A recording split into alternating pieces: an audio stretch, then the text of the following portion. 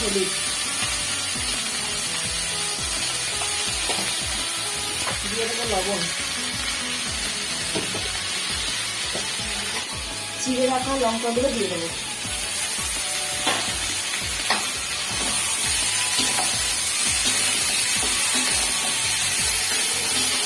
এবারে নেড়ে একটু ঢাকা দিয়ে দেবো। 10 মিনিট মতো একটু রান্না করে নেবো, তারপরে ভাতটা দিয়ে দেবো। বন্ধুরা, আমার এগুলো ভাজা হয়ে গেছে। এবারে এই পুঁই শাক কাটাটা দিয়ে দেবো।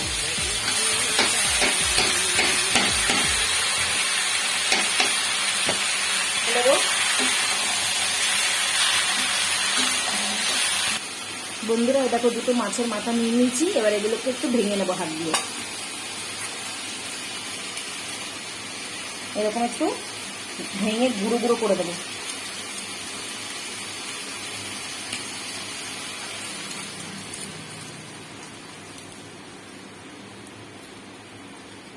দেখো, এবার এটা দিয়ে দেবো।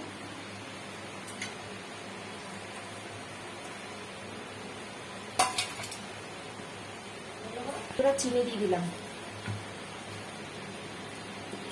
দিয়ে দেবো একটু জিরে গুঁড়ো। এবার এগুলোকে একটু মিক্স করবো।